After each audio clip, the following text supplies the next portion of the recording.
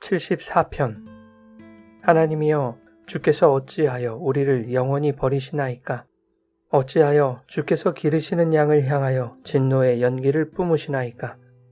옛적부터 얻으시고 속량하사 주의 기업의 지파로 삼으신 주의 회중을 기억하시며 주께서 계시던 시온산도 생각하소서. 영구히 파멸된 곳을 향하여 주의 발을 옮겨 놓으소서. 원수가 성소에서 모든 악을 행하였나이다. 주의 대적이 주의 회중 가운데에서 떠들며 자기들의 깃발을 세워 표적으로 삼았으니 그들은 마치 도끼를 들어 삼림을 베는 사람 같으니이다. 이제 그들이 도끼와 철퇴로 성소의 모든 조각품을 쳐서 부수고 주의 성소를 불사르며 주의 이름이 계신 곳을 더럽혀 땅에 엎었나이다.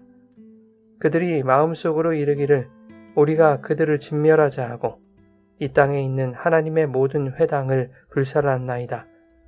우리의 표적은 보이지 아니하며 선지자도 더 이상 없으며 이런 일이 얼마나 오래는지 우리 중에 아는 자도 없나이다. 하나님이여, 대적이 언제까지 비방하겠으며 원수가 주의 이름을 영원히 능욕하리이까? 주께서 어찌하여 주의 손, 곧 주의 오른손을 거두시나이까? 주의 품에서 손을 빼내시어 그들을 멸하소서. 하나님은 예로부터 나의 왕이시라. 사람에게 구원을 베푸셨나이다. 주께서 주의 능력으로 바다를 나누시고 물 가운데 용들의 머리를 깨뜨리셨으며 리오야단의 머리를 부수시고 그것을 사막에 사는 자에게 음식물로 주셨으며 주께서 바위를 쪼개어 큰 물을 내시며 주께서 늘 흐르는 강들을 마르게 하셨나이다. 낮도 주의 것이요 밤도 주의 것이라. 주께서 빛과 해를 마련하셨으며 주께서 땅의 경계를 정하시며 주께서 여름과 겨울을 만드셨나이다. 여호와여, 이것을 기억하소서. 원수가 주를 비방하며 우매한 백성이 주의 이름을 능욕하였나이다. 주의 맷 비둘기의 생명을 들짐승에게 주지 마시며 주의 가난한 자의 목숨을 영원히 잊지 마소서. 그 언약을 눈여겨보소서. 무릇 땅의 어두운 곳에 포악한 자의 처소가 가득하나이다. 학대받은 자가 부끄러이 돌아가게 하지 마시고 가난한 자와 궁핍한 자가 주의 이름을 찬송하게 하소서. 하나님이여, 일어나 주의 원통함을 푸시고 우매한 자가 종일 주를 비방하는 것을 기억하소서. 주의 대적들의 소리를 잊지 마소서. 일어나 주께 항거하는 자의 떠드는 소리가 항상 주께 상달되나이다.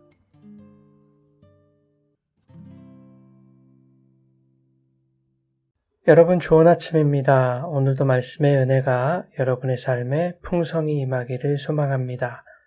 시편 74편은 절망 속에서 드리는 기도입니다. 한 개인이 느끼는 좌절과 고통이 아니라 공동체 전체의 신앙적 절망에서 나오는 탄식과 호소입니다. 인생에서 절망을 느끼는 순간은 어떠한 희망도 찾을 수 없을 때일 것입니다. 본문에서 이스라엘 공동체가 느끼는 절망은 바벨론에 의해 예루살렘이 함락되고 그들의 희망이었던 하나님의 성전이 불태워지는 것에서 오는 절망입니다.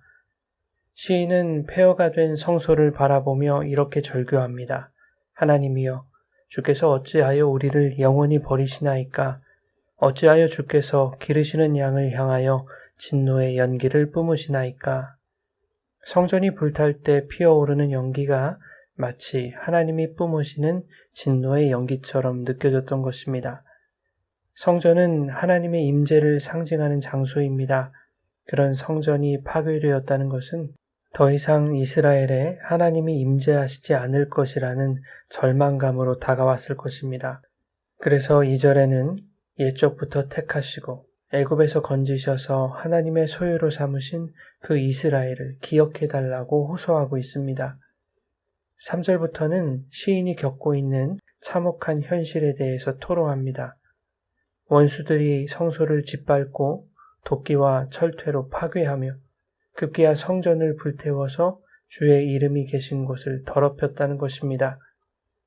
시인은 9절에 더 이상 하나님의 표적도 보이지 않고 선지자의 교훈도 들을 수 없으며 이런 상황이 얼마나 지속될지 아는 자도 없다고 호소합니다. 모든 것이 끝난 것 같은 절망적인 상황입니다.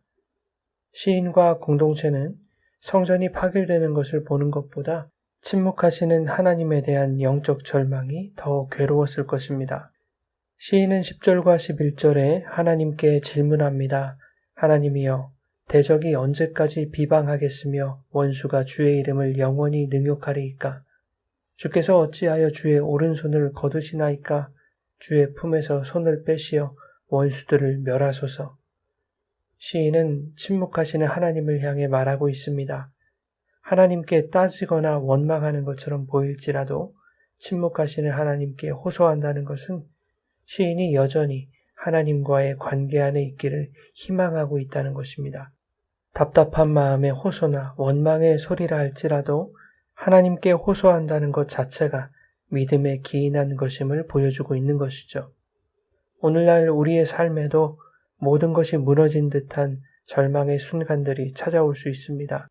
건강이 무너지고 관계가 단절되고 경제적 파산과 가정의 파괴, 내 힘으로 해결할 수 없는 수많은 문제들이 찾아올 때가 있습니다. 교회 공동체 안에도 여러 가지 원인으로 영적 침체가 오기도 합니다.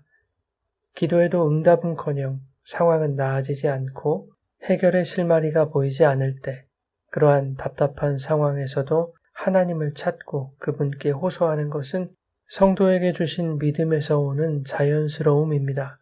하나님과의 관계를 포기할 수 없는 영적 몸부림인 것이죠.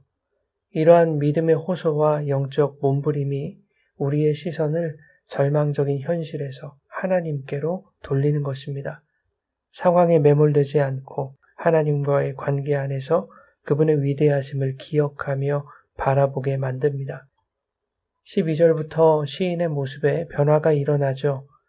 현실의 절망만 바라보지 않고 하나님이 어떤 분이신지를 찬양합니다. 시인은 하나님을 나의 왕, 나의 구원의 하나님이라고 고백하죠. 그분은 능력으로 바다를 나누신 창조주이시고 바다의 용들과 리워야단도 통제하시는 분이시라고 말하고 있습니다. 특히 15절에는 바위를 쪼개어 큰 물을 내시며 흐르는 강물을 마르게 하셨다라고 말하고 있는데, 이는 이스라엘이 광야에 있을 때 모세를 통해 반석에서 물을 내신 일과 홍해와 요단강을 마르게 하신 일을 떠올리고 있는 것입니다.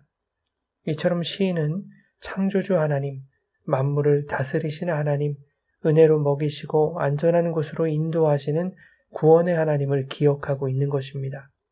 시인은 절망적인 상황 속에서도, 또한 하나님이 침묵하시는 상황 속에서도 하나님은 여전히 창조주이시고 온 세계와 만물의 통치자이시며 구원자이시라는 것을 깨달았습니다. 성전이 무너진 상황에서도 하나님의 통치는 유효하다는 확신을 가지게 되었던 것입니다. 그러자 시인의 기도가 달라집니다. 우리를 기억해달라는 기도에서 하나님의 이름이 찬송을 받기 원한다는 기도로 바뀌게 되는 것이죠. 주의 이름을 능욕하는 자들을 기억하시고 가난한 자와 궁핍한 자가 주의 이름을 찬송하게 하소서. 또한 시인은 복수를 구하지 않습니다. 하나님의 명예와 언약의 회복을 구합니다. 20절에 그 언약을 눈여겨보소서라고 기도하죠. 비록 성전은 무너졌지만 하나님의 언약은 결코 무너지지 않을 것임을 확신하고 있는 것입니다. 22절에는 하나님이여 일어나 주의 원통함을 푸시고 우매한 자가 종일 주를 비방하는 것을 기억하소서라고 기도합니다. 주님의 이름이 능욕당하고 있으니 당신의 영광을 회복해달라는 것입니다. 하나님의 영광이 회복될 때 그 영광 안에서 성도의 회복도 일어나는 것입니다. 이것이 절망의 자리에서 드리는 진정한 기도이죠. 사랑하는 여러분, 인생이 무너지고 모든 소망이 사라진 듯한 순간에도 하나님의 통치와 그분의 언약은 결코 무너지지 않습니다. 절망의 자리에서도 하나님의 이름을 부르며 그분의 영광이 회복되기를 기도할 때 침묵 속에서도 일하시는 하나님의 성실과 능력으로 폐허 같은 우리의 심령에 새 희망을 세우실 것입니다. 오늘도 무너진 현실보다 크신 하나님을 바라보며 그분의 임재 안에서 회복과 소망의 은혜를 누리는 복된 하루가 되시기를 예수님의 이름으로 축원합니다.